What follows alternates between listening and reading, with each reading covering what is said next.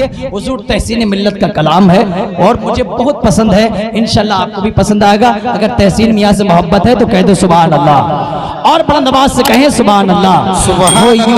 तशरीफ लाए हमें गुनाहगारों के झुरमुट में, वो यूं तशरीफ लाए हमें गुनाहगारों के झुरमुट में, वो यूं तशरीफ लाए हमें गुनाहगारों के झुरमुट में। और बुलंद आवाज से सुभान अल्लाह। वो यूं तशरीफ लाए हम गुनाहगारों के झुरमुट में, मसीहा जैसे आ जाता है बीमारों के झुरमुट में, मसीहा जैसे आ जाता है बीमारों के झुरमुट में, वो यूं आप तारीख मक्का उठाकर देख ले, जब तक जाहिरी तौर पर मुस्तफा तशरीफ ना लाए थे, मक्के की सरजमीन का हाल क्या था। काले लोग जो हबश के रहने वाले थे, आज गालिबन उसको वेस्ट इंडीज कहा जाता है, हबश के रहने वाले लोग जिनको मक्के के लोग जूते की नोक पर रखा करते थे। ये मक्का की तारीख है। जब तक दुनिया में मुस्तफा नहीं आए, बेवा औरतों की इज्जतों से खिलवाड़ होता रहा। आज कुछ लोग कहते हैं मजहब इस्लाम ने आतंकवाद का दर्ज दिया है, मजहब इस्लाम दहशतगर्दी फैलाता है। ये उनकी सोच है। आओ हिस्ट्री ऑफ मक्का को पढ़कर देखो, तारीख मक्का को उठाकर देख लीजिए आप हज़रात। मेरे मुस्तफा दुनिया में तशरीफ लाए, जब तक नहीं लाए उस वक्त मक्के का हाल ये है, जिसके घर में बेटी पैदा हो जाती है उसको नहुसत माना जाता है। जिसके घर में बेटी पैदा हो गई, अल्लाह अकबर, और कहा जाए ये मक्के का उसूल था, अगर बेटी पैदा हो जाती थी जिंदा दफन कर दिया करते थे, जिंदा दरगोर कर दिया करते थे। ये मक्का की तारीख है। आओ एक तुम्हें एक वाकया दिल दहलाने वाला सुनाता हूँ। ये मक्का का एक वाकया है, एक जिंदा और जावेद वाकया है, सुनहरे हरफों से तारीख में लिखा गया है। मक्का की सरजमीन है, एक शख्स है और जो मक्का का ही रहने वाला है, अभी नबी दुनिया में तशरीफ नहीं लाए हैं, उससे पहले का ये वाकया है। अल्लाह अकबर। एक शख्स अपनी बीवी से घर से कहकर गया कि मैं जा रहा हूं और तेरे शिकम में जो मेरा हमल पल रहा है, मैं जा रहा हूं, क्या मालूम मुझे महीना भी लग सकता है,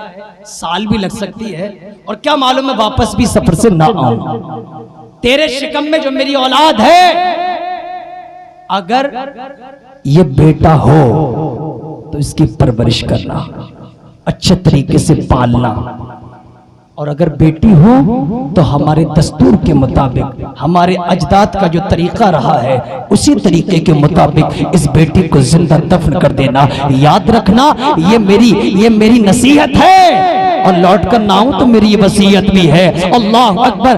बीवी ने इतना सुना, ठीक है मेरे सरताज, जो आपका हुक्म है, जैसा आपने कहा वैसा ही किया जाएगा। तारीख बताती है दिन बीतते गए, अब वो 9 माह मुकम्मल हुए, जब बेटे की या बेटी की पैदाइश होनी है। अल्लाह अकबर। वो दिन आ गया जब दाई ने कहा है, सुन तेरे बेटा नहीं बेटी पैदा हुई है, लड़का नहीं लड़की पैदा हुई है, लेकिन लड़की है, बड़ी हसीन और जमील है, बड़ी खूबसूरत बच्ची पैदा हुई है, बड़ी अच्छी लड़की है, चेहरा भी लाजवाब है, आंखें भी लाजवाब है, सब कुछ लाजवाब है, बहुत खूबसूरत बेटी पैदा हुई है। जैसे ही माँ ने अपनी बेटी को देखा, यार माँ तो माँ होती है, माँ तो माँ होती है। वो माँ से पूछो औलाद का दर्द क्या होता है, माँ से पूछो औलाद का दर्द क्या होता है, और उससे पूछो जिसके कोई औलाद नहीं होती है। अल्लाह अकबर। माँ 9 माह अपने शिकम में अपनी औलाद को रखती है। अल्लाह अकबर। दर्द भी सहती है वो माँ, दर्द भी सहती है। एक सहाबी नबी की बारगाह में आए,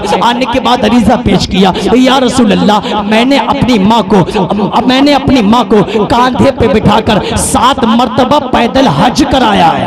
अल्लाह।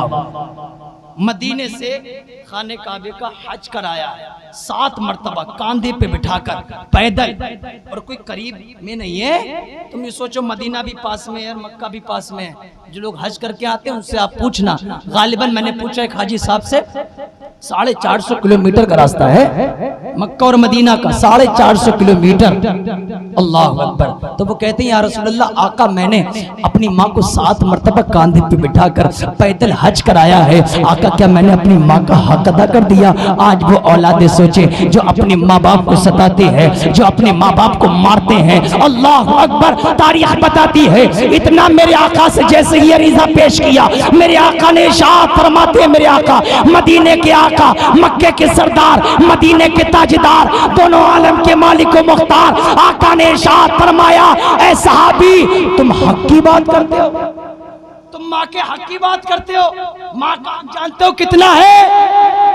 तुम 7 मरतबा की बात करते हो, पूरी जिंदगी तुम अपनी माँ को कांधे पे बिठा कर रखो, पूरी जिंदगी तुम अपनी माँ को कांधे पे बिठा कर रखो, फिर भी उस एक दर्द का, एक कराहत का तुम हक अदा नहीं कर सकते जो पैदाइश के वक्त तुम्हारी माँ को हुआ था। अल्लाह। एक दर्द का, एक कराहत का भी तुम हक अदा नहीं कर सकते। ये शान होती है माँ की। माँ तो माँ होती है। माँ ने अपनी बच्ची को देखा, इतनी हसीन जमील बच्ची है, माँ ने दफन करना मुनासिब न समझा। कैसा माँ का कलेजा होगा वो माँ, कैसे जिसने 9 महीने अपने शिकम में अपनी औलाद को रखा हो और वो जिंदगी अपने हाथों दफन कर दे। नहीं नहीं मेरे प्यारे, माँ ने कहा ठीक है मैं दफन नहीं करूंगी, मैं इसकी परवरिश करूंगी और जब मेरा शौहर आएगा तो देखा जाएगा, जो होगा देखा जाएगा। परवरिश होने लगी, वक्त बीतता गया। अल्लाह अकबर। वक्त बीतता गया। अब वो बच्ची इतनी बड़ी हो गई है कि घर के आंगन में चलने फिरने लगती है, घर के आंगन में चलने भी लगी है। अल्लाह अकबर। कुछ दिन बीते, कई साल बीतने के बाद अचानक किसी ने दरवाजे पर दस्तक दी। जैसे ही दस्तक दरवाजे पर दी गई है, अल्लाह अकबर, बीबी का कलेजा दहल गया कि मेरे शौहर की आवाज लग रही है, ये मेरे सरदार की आवाज लग रही है। अल्लाह अकबर। जैसे कि दरवाजे को खोला, दरवाजे को खोला तो देखा सामने सरताज, शौहर आया, शौहर अंदर आया। आंगन में देखा तो एक लड़का एक लड़की दोनों खेल रहे हैं। अब शौहर ने कहा है मेरी शरीक जिंदगी, है मेरी शरीक हयात, हमारा बेटा है। अब माँ ने झूठ बोला वहां, किस लिए? बच्ची की जिंदगी बचाने के लिए झूठ बोला। कहा ये जो लड़का है वो हमारा है और जो लड़की है वो पड़ोस वाले की है। पड़ोस वाले की लड़की इतनी बड़ी हो गई, उसने दफन नहीं किया। ये वो जाने, उसका काम जाने, उसके खानदान का मामला है, हमें इससे क्या लेना देना, हमारा तो बेटा है। वक्त बीता, रात आई। जैसे कि माँ ने चुपके से घर में जाकर अपनी बेटी को एक कमरे के अंदर सुला दिया। दोनों मियाँ बीबी शौहर बाहर सो रहे हैं। अचानक आधी रात गुजरी है। उमूमन बच्चों की उठने की आदत होती है और वो उठते ही माँ को पुकारते हैं, उठते ही अपनी माँ को याद करते हैं। अल्लाह अकबर। वो बच्ची भी आधी रात को उठ गई और माँ को करीब ना पाकर रोने लगी। माँ जब करीब ना मिली तो रोने लगी और माँ को याद करते करते, माँ को बुलाते बुलाते कमरे से बाहर निकलकर सहन में आ गई, आंगन में आ गई। अल्लाह अकबर। माँ के करीब जाकर माँ को उठाने लगी। इतने में शौहर उठ गया, इतने में उस लड़की का बाप उठ जाता है और अपनी शरीक जिंदगी से कहता है, अपनी बीवी से कहता है, ऐ मेरे बीबी, ये मैं क्या देख रहा हूँ? हमारा बेटा नजर नहीं आ रहा है और ये पड़ोस वाले की बेटी हमारे घर में क्या कर रही है? हमारा बेटा कहाँ है? मेरा खून कहाँ है? अल्लाह अकबर। अब बीबी क्या जवाब दे? बीबी के पास कोई जवाब नहीं है। बीबी लाजवाब हो गई। कहा तू चुप कैसे है? बोलती क्यों नहीं?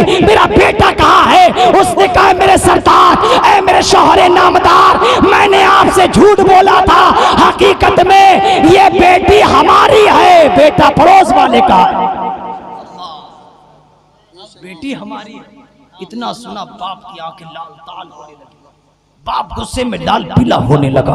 अल्लाह अकबर। का नहीं, तूने मेरे हुक्म को नहीं माना। पहले तो उसने बीबी को मारा, बीबी को मारने के बाद जब मारते मारते थक गया, उसके बाद उस बच्ची के अल्लाह अकबर बालों को पकड़कर उसी आंगन में घसीटते हुए लेकर जा रहा है। वो माँ, वो इस माँ ने अपनी औलाद को 9 माह अपने शिकम में रखा है। अल्लाह अकबर। वो माँ, वो उस बच्चे की माँ अपने शौहर के कदमों को पकड़कर रो रही है, गिड़गिड़ा रही है, ऐ मेरे सरताज, इसके बदले की सजा आप मुझे दे दीजिए, इसको छोड़ दीजिए, मुझे दफन कर दीजिए। इस बच्ची ने आपका क्या बिगाड़ा है? अभी तो इसने दुनिया भी नहीं देखी है, अभी तो इसने बहारें भी नहीं देखी है, अभी इसने कुछ नहीं देखा है दुनिया में। आपको क्या हक है किसी की जिंदगी छीनने का? आप किसी को इतना जुल्म नहीं कर सकते। मान जाइए मेरे सरताज, आपको मेरी कसम है। लेकिन वो सरताज कहाँ माने, वो शौहर कहाँ मानने वाला, वो बाप का मानने वाला? उस बाप के सीने में गोश्त का लोथड़ा नहीं था बल्कि पत्थर का दिल था। अल्लाह अकबर। वो बाप अपनी बच्ची को घसीट कर लेता जा रहा है, साथ में उसने एक फावड़ा लिया और रस्सी को साथ में लिया। अल्लाह अकबर। रस्सी और फावड़ा लेकर चल दिया जंगल की जानिब। उस बच्ची को भी ले जा रहा है। बच्ची रो रही है, दहाड़े मार रही है, चीख रही है, अल्लाह अकबर। लेकिन वो बाप नहीं मान रहा है, उसका दिल पिलक नहीं रहा है। अल्लाह अकबर। जंगल में लेकर पहुंचा, गड्ढे को खोदना शुरू कर दिया, बच्ची के हाथ और पैर बांधकर एक तरफ को डाल दिया। जब गड्ढा खोद गया, उस बच्ची को गड्ढे के अंदर डाल दिया। अल्लाह डाल तो दिया, अगरचे वो बच्ची जबान से नहीं बोल सकती, लेकिन जबान हाल से कह रही थी। वो बच्ची रो रो कर कह रही थी, ऐ मेरे पैदा करने वाले, ऐ मेरे खालिक व मालिक, क्या तूने इसी दिन के लिए दुनिया में मुझे भेजा था? ऐ मेरे परवरदिगार, क्या इसी दिन के लिए तूने दुनिया में मुझे भेजा था कि मुझे जिंदा दफन कर दिया जाएगा? ऐ मेरे पैदा करने वाले, क्या तूने मुझे जिंदा दफन होने के लिए भेजा था? क्या मुझे कोई जीने का हक नहीं है? क्या मुझे कोई जीने का अधिकार नहीं है? दुनिया रो रही थी। ऐ परवरदिगार, किसी ऐसे को भेज दे जो नस्ल इंसानियत को बचा ले, किसी ऐसे को भेज दे जो औरतों के वकार को बचा ले, किसी ऐसे को भेज दे जो बेवाओं का वाली हो, किसी ऐसे को भेज दे जो अमीरी गरीबी का फर्क मिटा दे, किसी ऐसे को भेज दे जो काले गोरे का फर्क मिटा दे, किसी ऐसे को भेज दे जो अदना और आला का फर्क मिटा दे। जब दुनिया से यह चीखों पुकार आ रही थी, तब अल्लाह रब्बुल इज्जत ने अपने आखिरी पैगंबर जनाब अहमद मुज्तबा मोहम्मद अरबी रूहुल फिदा सल्लल्लाहु अलैहि वसल्लम को उसी मक्का की सरजमीन पर भेजकर और भेजा है। मेरे मुस्तफा ने आकर बताया, ऐ लोगों, ये बच्ची दफन करने की चीज नहीं, ये तो रब की रहमत होती है। सुभान अल्लाह। बच्ची रब की, बेटी रब की रहमत होती है, बेटी रहमत होती है, बेटा नेमत होता है। बेटा नेमत, बेटी घर की रहमत होती है। अल्लाह अकबर। मेरे मुस्तफा ने आकर काले गोरे का फर्क को खत्म कर दिया। मेरे मुस्तफा ने आकर अदना और आला का फर्क खत्म कर दिया। मेरे मुस्तफा ने आकर दुनिया में अदना और आला, गुलाम और आका का फर्क मिटा दिया। मेरे मुस्तफा ने नमाज जैसी दौलत हमें अता करके सबको एक ही सफ में खड़ा कर दिया। मेरे मुस्तफा ने सबको एक ही सफ में खड़ा कर दिया। अब वो लोग मुझे बताएं जो ये कहते हैं मजहब इस्लाम ने औरतों को इज्जत नहीं दी है, मजहब इस्लाम ने औरतों को वकार नहीं दिया है। ऐ लोगों, अरे मजहब इस्लाम पर अंगुष्ठ नुमाई करने वालों, मजहब इस्लाम पर उंगलियां उठाने वालों, उठा कर देखो मजहब इस्लाम की तारीख। यही मजहब इस्लाम है जिसने औरतों को जिंदगियां दी है, यही मजहब इस्लाम है जिसने बेवाओं को वकार दिया है। वरना मक्के का हाल ये था, जिस औरत का शौहर मर जाता था, उस औरत तारीख में लिखा है उसका चेहरा काला करके उसको ऊंट की कोहान पर बिठाकर पूरे मक्के की गलियों में घुमाया जाता था। उस औरत को नहुसत माना जाता था जिसका शौहर उससे पहले मर जाता था। ये मक्का की तारीख। मेरे मुस्तफा ने नमाज जैसी दौलत हम सबको अता करके सबको एक ही जमात में खड़ा कर दिया, एक ही लाइन में खड़ा कर दिया, एक ही कतार में खड़ा कर दिया। काला है तू भी इसी में आ जा, गोरा है तू भी इसी में आ जा, अदना है तू भी इसी में आ जा, आला है तू भी इसी में आ जा, सरदार है तू भी इसी में आ जा, गुलाम है तू भी इसी में आ जा, आका है तू भी इसी में आ जा। सबको एक ही सफ में खड़ा करके मेरे मुस्तफा ने बता दिया, ऐ लोगों, अल्लाह की नजरों में पैसे वाला इज्जत वाला नहीं है। अल्लाह की नजरों में अगर कोई मुत्तकी है, परहेजगार है, वो इज्जत वाला है। दौलत वाला इज्जत वाला नहीं है, पैसे वाला इज्जत वाला नहीं है। अगर दौलत वाला परहेजगार है, वो इज्जत वाला है। परहेजगारी देखी जाती है, दौलत बहुत अच्छे, माशाअल्लाह। पैसा नहीं देखा जाता है, दिल देखा जाता है। दिल अल्लाह की बारगाह में दिल देखा जाता है, इसके दिल में क्या है। लोग देने को लाखों देते हैं, कुछ लोग दिखावा भी करते हैं। कि मेरा नाम होगा? अगर मैं मस्जिद में 1 लाख दूंगा मेरा नाम होगा? कोई गरीब 1 रुपया देने लायक है?